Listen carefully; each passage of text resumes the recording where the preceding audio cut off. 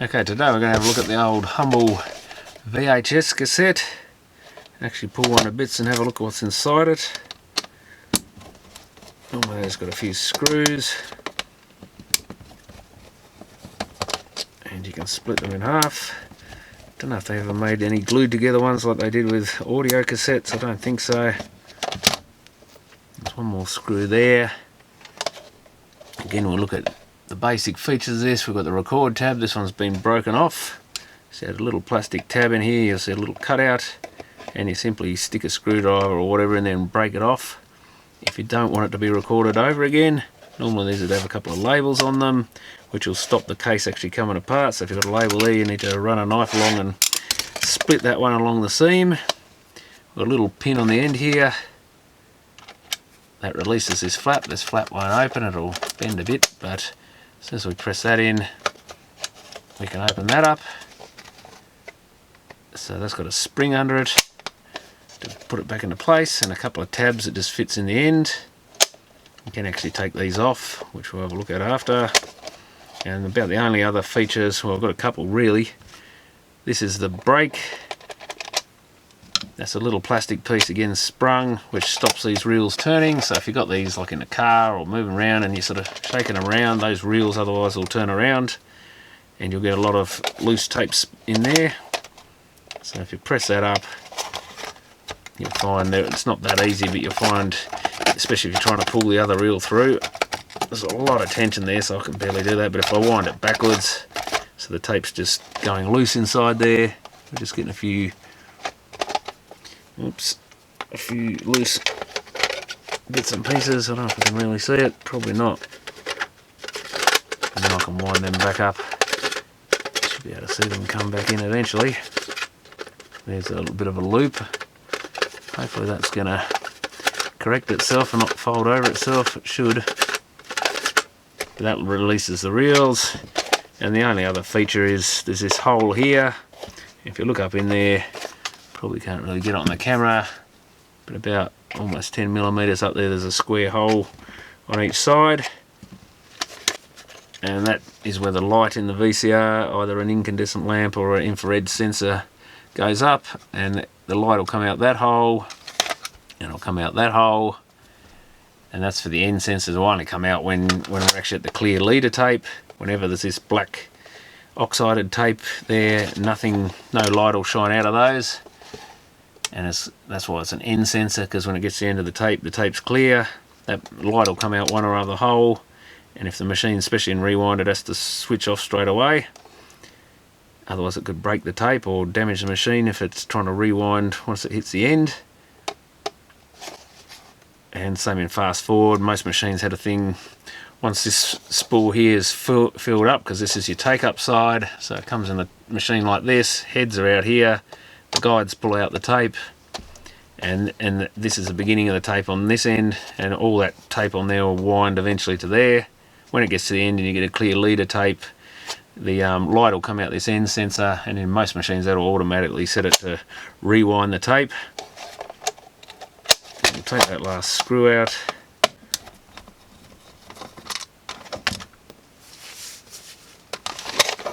And this, yeah, assuming there's no label on the back, you normally press the little thing to release the flap and lift it up so you don't damage anything as that comes up. And there's also this metal spring that just merely pushes down on the top of the two reels to sort of put a bit of tension on them, keep them in place so they don't rattle around too much in there. And you can see there's a metal spring here for this door. I forgot this end's actually pretty much loose already, so we can just take that off, and the other end clips. All they really function, all they do, the flap, the only function of it is to stop people getting their fingers all over this. When handling it, you can put a tape like, pull that off and throw it away, put the tape in the machine like this, and it'll work perfectly fine like that. I think I've actually had test tapes where I've just used them like this, got the flap out of the way.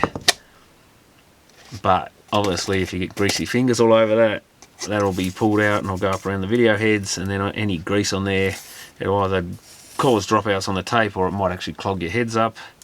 So that's why I'm getting rid of this tape, because it's got like cobwebs and stuff on it. I think these are actual metal oxide sort of tapes, or chromium dioxide, So they're like a high-end audio cassette. You can see even with the brake in place, if I wind this while there's slack, it'll wind still.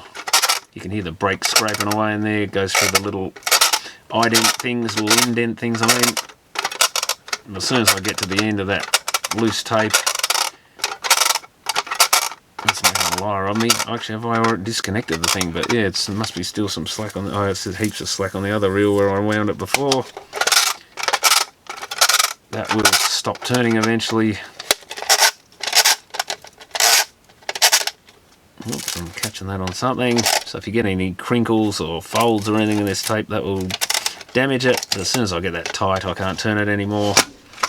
But we can take that off, chuck that away. And now we can see the mechanism inside. This is that braking bit from above. That was the bit I was pushing on. And it just simply pushes these two little plastic bits that are on springs back. So if I hold them back, we can turn this no problem. If I let them go, we've got those little indentations like little tooth bits all over the bottom of these reels, and these little pieces just stick into that. The spring pushes them in.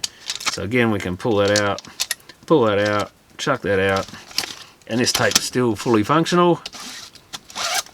This will work perfectly well, even though I can turn it. But if I move this around and it's jerking around in the car, you'll see these reels will move around a bit, and eventually you'll get sort of loose tape and stuff, which probably isn't ideal. I've actually got a fold in this tape now, so I better get that out. And so basically we've got our tape. It's got these little guide things, and I think there's a little tension, a couple of different guides there. That one rolls, that metal one doesn't move. I think that's some sort of cleaning, a little flap thing there. And it actually doesn't touch the tape, I don't think, unless I've actually messed it up so it's not sitting where it was before. I think that the tape should actually go between that metal post and that plastic bit, and it just sort of cleans it off. So we can now just basically lift those out. So you've got these little loose bits in here that come out. I think that's the little cleany tab thing. I guess that was made so it could possibly be replaced or something.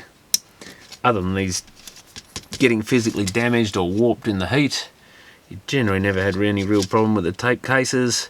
But what you would have, of course, is damage to the tape. So if you take that flap off and release the brake. Well, actually, I think if you can actually, of course, you can't get the flap off easily with it together. But I think if you hold it, you can actually can you sticky tape it up or something? As long as you hold that up, you can actually, and release the brake, you can pull the tape out, cut out a greasy or damaged section, and then splice them together. They used to make just even sticky tape you can use if you're really desperate to get something going again. But they did make little splicing pads which are much less risky than sticky tape. And very thin, little sort of foil looking things they were. And you can just, as long as you use like a razor blade or something, they did make a little cutter thing so you get a nice square cut across the tape. And then you just, on the back of the tape, obviously not the front, you stick your, which is the dull side as you'll see here, nice and shiny is the front side that goes on the heads. The back is dull, I think they're all like that. And you just cut 2 slots in it. And then you just stick the little, line them back up again and stick the little pad on. Stick one side and then get the other lined up and press it down. And you can splice them back together if you wanted to save one that had been chewed or something and had something important on it. The other thing you can do is actually get to the beginning of the tape here. So there's our clear leader tape. So as soon as that gets there, the sensor light that comes up through this hole will suddenly not have anything obstructing it. So you've got a light here shining across, there's a little slot there, or 2 little slots on the hole, and then another slot, and it goes right across, and then we've got a little hole on the end here. We've still got our little latch for the door, and that's even got a hole through it for the sensor light. There's a little spring, and then it comes out the hole on the end.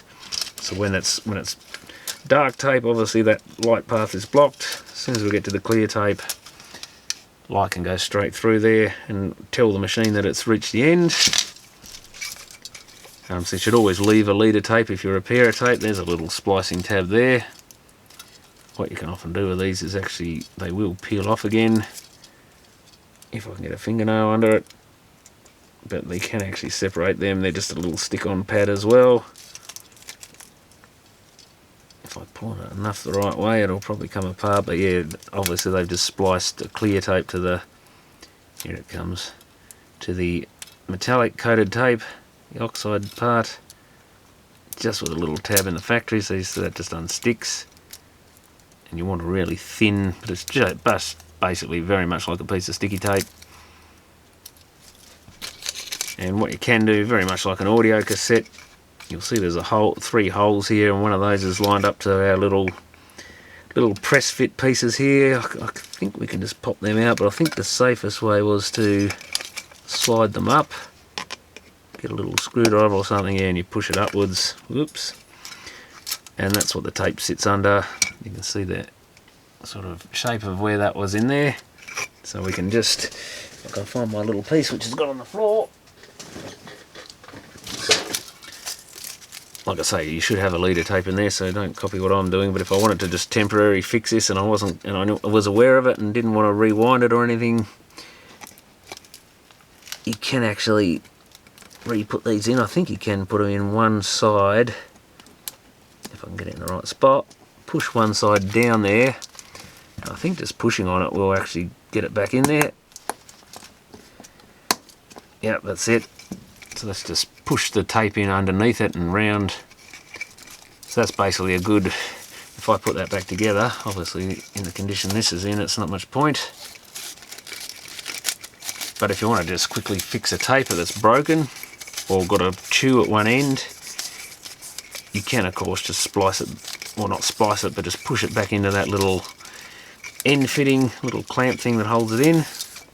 And that would do for, say, recording whatever was on the tape and getting it off there. But then you would want to, oh, I've got my little piece in there, you'd want to not put it in rewind or keep an eye on it. If you did, be very careful and then throw the tape away. Normally with this you'd have to press those little brakes in to slot these back in, and of course you've got the problem, like I say, I'm pretty sure that tape should have gone between that plastic and that first. And again, when you're doing this, you've got to be super careful not to crunch the tape up and not to touch it with your fingers. So it can be a bit of a delicate operation. I've got a twist in it. That's alright. But ideally, you try and keep your fingers off this way you're doing it and just try and slot everything in place. Like so. Get rid of our leader, get rid of our brake there. And I'm going to have to release a bit more, so you might have to release the brake if it's still in there. And this goes between the other two, but if you're careful you can sort of get the tape, or put your finger on the back of it only and just slot it between things. Again, being careful not to crunch anything. Wind it back in there. If you're just putting this back together to record something off it, you wouldn't even bother putting the door on if it'd come off. Normally they stay on there if you don't pull them off. And you just get the pins down through these metal bits. Put at least a couple of screws back in there. It's usually best to screw at least 3 diagonally, 1 in the middle and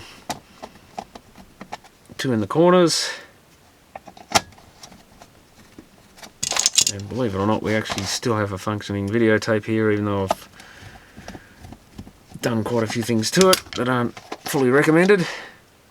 And see, now this will actually be able to be pulled out because we've got no brakes. But if we were just trying to get this going again, doesn't matter about the flap. We've got our end sensor bits, even though we don't have a leader tape on one, so that won't work. But I could easily put this in a machine, assuming that I'd got rid of all this crunched up bit and hadn't put my fingers on the face of the tape, put it in a machine safely and just dub it across to another video. But that's about all you really need to know. With these things, they are dismantleable. You can either splice the tape together if you push something up into those brakes and you hold the door up. Again, you use a screwdriver or your fingers, you can actually get behind, pull out a length. Again, being super careful not to crunch it, don't get anything dirty on it or greasy. And we can actually get this tape, and ideally you want a bit of a hard surface. That bit of plastic will probably do. and you'd use a bit of a sharper blade than this Stanley knife, which is probably half worn out, but you can hold the tape and just cut it. You've got this horrible crunched up dirty section with all these folds and stuff in it, and you get to the next bit that's good. You may have to put your fingers on this. Ideally you probably have some cotton gloves on or something. Toss that section away, and using the back of the tape there, the dull side, simply a matter of getting these two bits lined back up. Again, making sure there's no oily stuff on there or anything. Get the two ends joined back together, and you simply stick your little sticky piece on there. Like I say, if you cut it so it's thinner than, like doesn't stick out on the edges, even a bit of sticky tape will work, but often it's quite thick, so it's not the ideal thing. And you will get a bit of a dropout when the video heads come along and they find that little join. There'll be, you obviously lost a bit of picture because you just cut a piece of the tape out, and you'll often get a bit of a dropout and snow, and it'll make a bit of a sound as it goes over the heads, and a jump in the audio obviously. When you hit that part, I mean, there is a small risk it might clog the heads up, but pretty unlikely. But that's what we had to do. Sometimes if you had a tape, often when I was repairing machines, they'd come in for chewing tapes, and of course someone had lost some tape. It might have been some home recording or something that they don't have anywhere else. Maybe even a bought tape that was quite expensive, and they were happy if you just joined it back together. So it's actually part of the repair job sometimes to actually repair the tape. If it was just one of these, you know, E240, E180s used for recording stuff off TV and nothing important, you just toss it in the rubbish. That's an E120 actually, so didn't see many of those shorter ones around.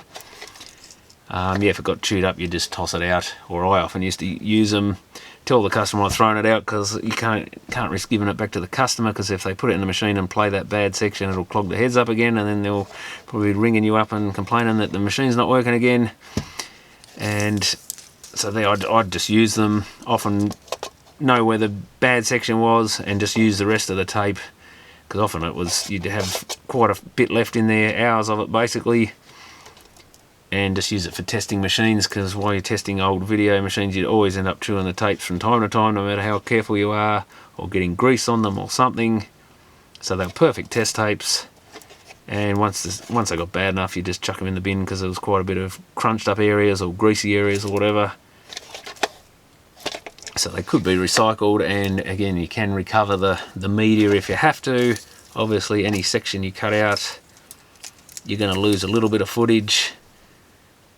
I forget what speed these exactly run through. They do move reasonably slowly, so even a sort of section like that's going to be a reasonable cut out of the footage, but it's better than losing the whole thing. And that's about it. Of course, you can take the reels out of one case and put them in a different one. I think they're all very standard, and you can basically, if the case is warped from heat or cracked or damaged or something, you can just pull those two reels out with the tape, being careful again not to catch it on anything, not to fold it, not to have the door come down on it and damage it.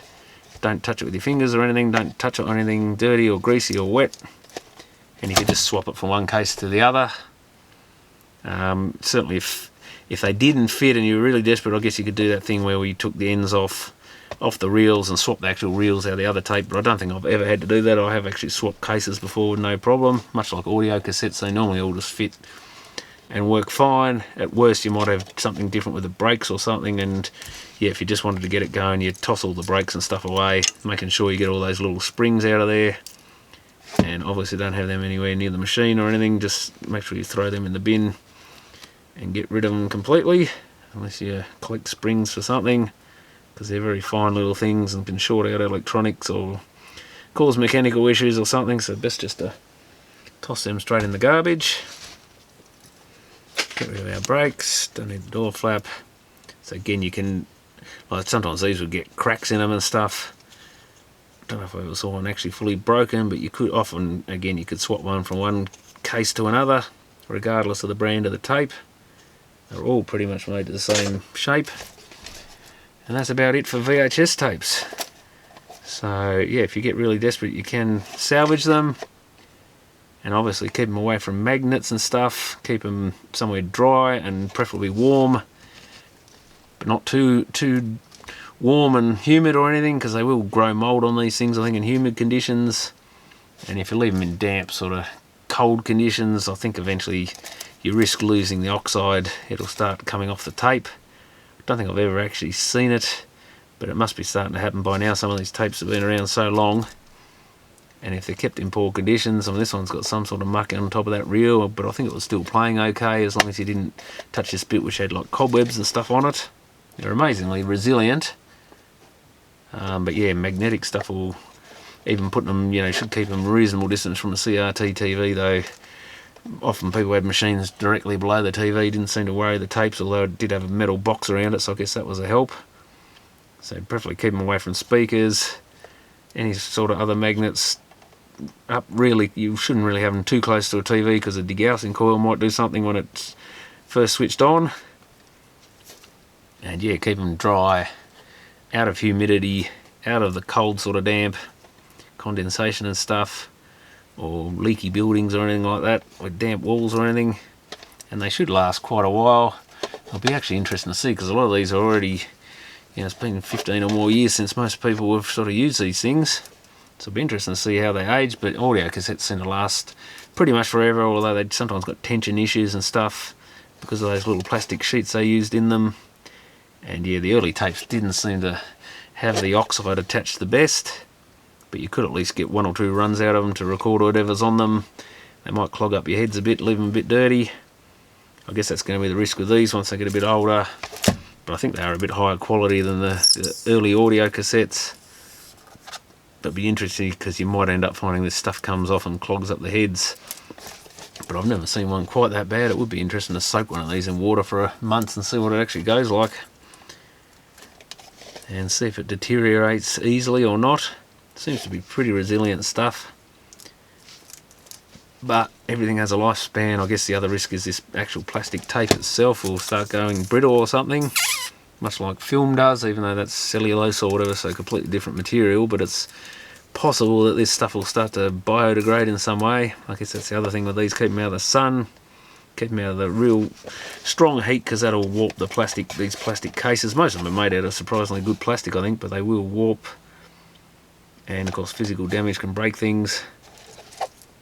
But yeah, it'll be interesting to see what the life of these is going to be like. Hopefully most of these old tapes have been dubbed onto other formats, onto computer, or put on YouTube or something, so people can save them. I guess I should have checked what was actually on this one, as far as whether it had any interesting old adverts or something. I guess before I toss it in the bin I might even splice that back together. I can't remember if it might have been blank, this one, I think.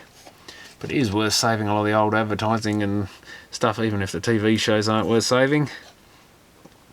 And yeah, some people, I assume most people that have any home movie stuff on these things would have dubbed it across the DVD or something by now, at least as a minimum. But it's possible there's going to be a need to salvage some old footage off some of these things in the future. There's still plenty of VHS machines around working. Some of the later machines and that haven't had a lot of hours, they seem to last alright, just for the occasional use at least. Whereas a lot of the older machines had a lot of belts and stuff in them that will fail just from age, just from sitting around and not being used. Is probably the worst thing you can do with a VHS machine or a tape cassette player. Anything with rubber belts, turntables, record players, they're the same sort of thing. But yes, there's nothing really much can go wrong with these if they're kept in good condition, I think. If they're not heated too much, and if they're not exposed to moisture or other chemicals, I guess, that might affect them, and they're kept out of the sun so that can't degrade the plastics, technically they should last a very long time. Anyway, thanks for watching.